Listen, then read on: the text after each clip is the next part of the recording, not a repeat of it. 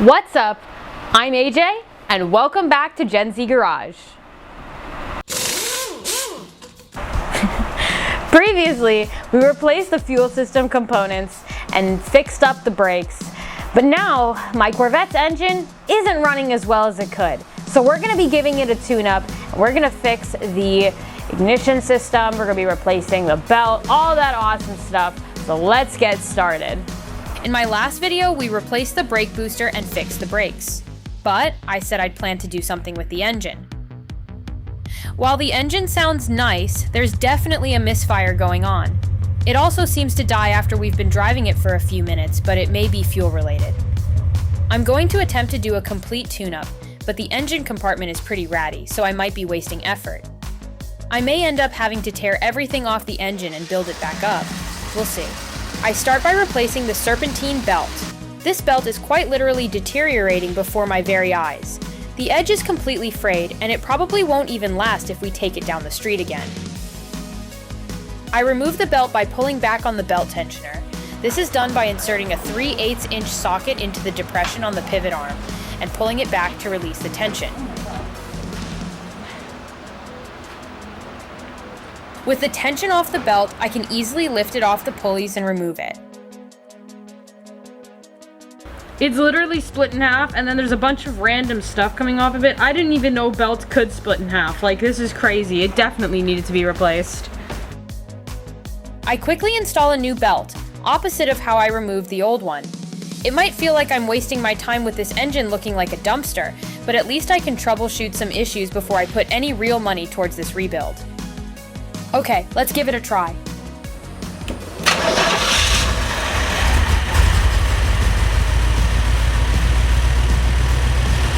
The Corvette runs okay, however, there is a slight misfire.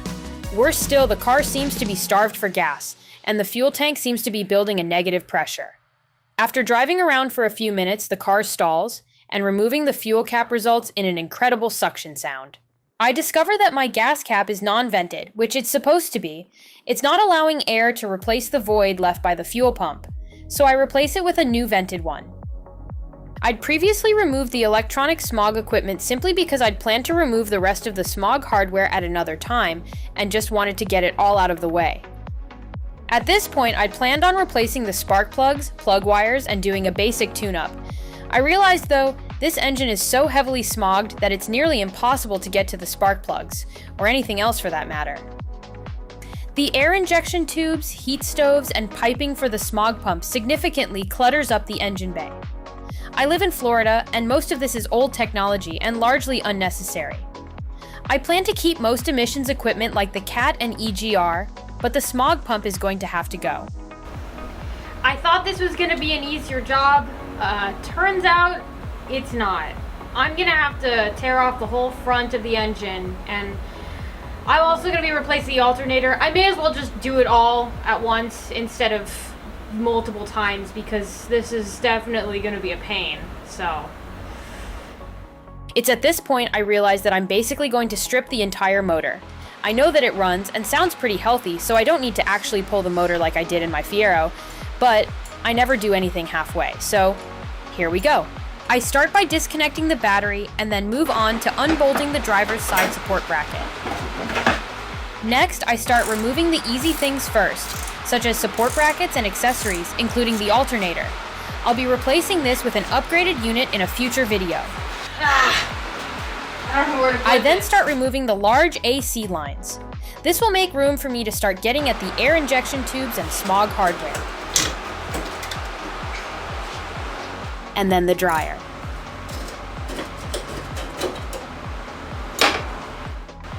And then the belt tensioner.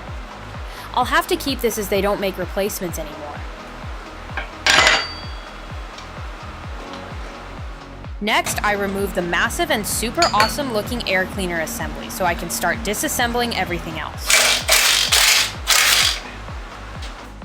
Don't forget to cover the throttle bodies with a rag so things won't fall into them. And then the AC compressor, which has many bolts and brackets I need to unscrew before it can be removed. Take this too.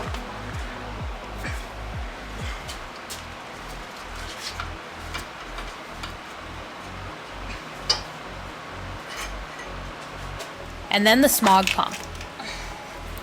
Next, I begin removing the alternator bracket and power steering pump reservoir.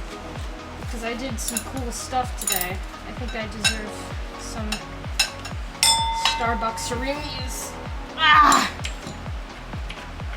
Come out. Thank you.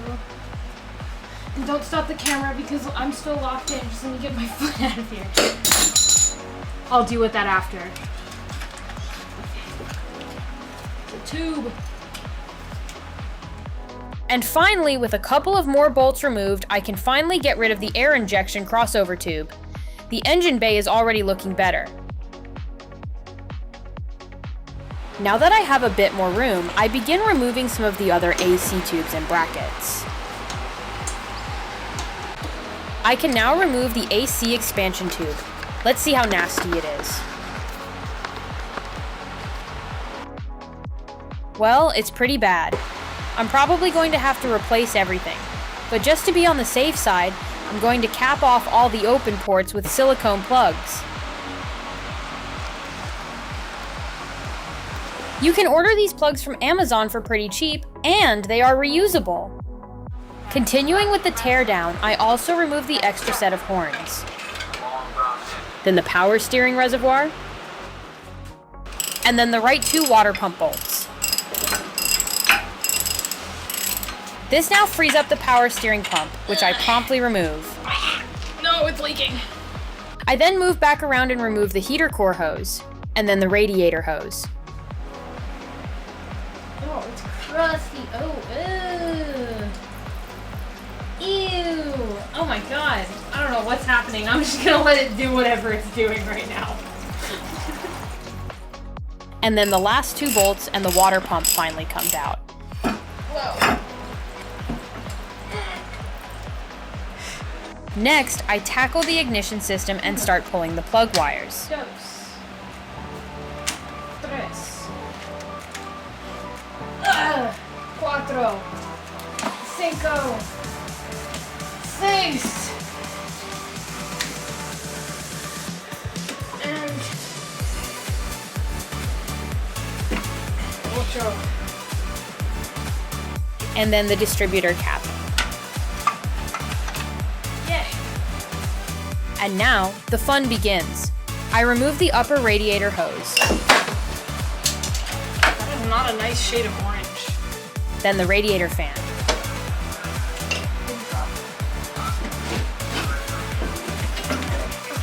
Then the fuel lines, which I will recondition and reuse. Now that I have a bunch of room up front, I want to see what I'm working with, so I think I'm going to clean up the engine a bit. I know things are going to get nasty really fast, so I lay out a big tarp under the Corvette so I can catch any nastiness that drops from the engine compartment towards the floor. If you've watched any of my previous videos, you know that I absolutely hate doing anything superficial, or I'll just say it, half-assed. I may not get everything right, but for me, putting in the extra effort helps make something look like it was done properly. So I'm not going to skimp on this engine cleanup and engine bay restoration.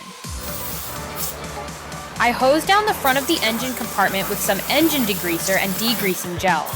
There's so much caked on grease that I end up doing this at least a half dozen times. I'm going to be replacing the timing cover seal and the timing chain, so I have to get this area free of crud, otherwise it might get into the engine with the cover off. After getting most of the grease off, along with most of the black paint, I discovered something interesting. This engine was originally painted blue. This is unique in that GM had switched to black paint for all of their cars for the 1984 model year. In the 1983 and previous year, the engines were painted corporate blue. I verified that the VIN tag and VIN stamp on the engine matched, so the engine is original. I hit the front of the engine with some gray engine primer to prevent it from rusting, and then get back to work, beginning with the radiator fan shroud.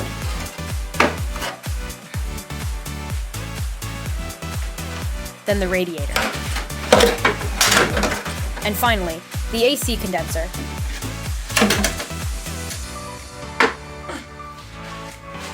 Look at all that mess. There's a reason why people call the C4 the highway hoover. I'm vacuuming it up now, but eventually I'll go back through it with soap and water and some paint. But now let's tackle the harmonic balancer. So we're about to remove the harmonic balancer, and you actually don't need to remove the engine because there's this little loop right here in the in this tube, and you can just kind of like slide this in. Hold up. Yeah, you can just slide this in, and then it works, and that's awesome sauce. Makes it a lot easier. You just actually get this in here. To remove the harmonic balancer, you need a balancer puller. You can get these pretty cheap for around $35 from Harbor Freight or Amazon. You attach 3 screws directly into the balancer core and then use an impact gun to pull the balancer off the crankshaft.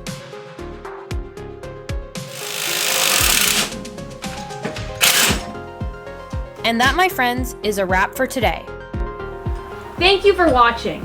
In this episode, we removed the radiator and the front end of the engine as well as all of the accessories. And in the next video, we're gonna start the cleanup. Funny story guys. I was driving with my driving instructor and we were talking about like cars because I mean, I'm in a car, I may as well talk about cars. And I was telling him how SEMA-san went to the president and told him about how like over-regulated cars are nowadays. The president had no idea, and he just passed a bunch of things that basically deregulated trucks and cars enough that we're gonna get like tiny trucks, like miniature bite-sized trucks like the size of like a Honda Civic. I'm very excited for the bite-sized trucks. This is gonna be amazing. We're finally getting different looking vehicles than like an egg and a box and then a large egg and then a large box. We're finally getting different things. If you like differences in cars, if you think cars should look different from each other and they shouldn't all look exactly the same minus like the Jeep and the Cybertruck, you should go to SEMASan.org because, you know, if you like cars, they also like cars. Check it out, sign up, you know, it's free. Anyways, you go do that and I will start working on the rest of this. I will see you in the next video. Bye bye.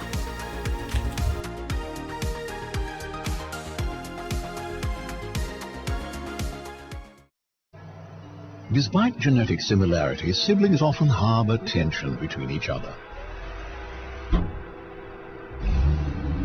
This can result in provocations against the older counterpart.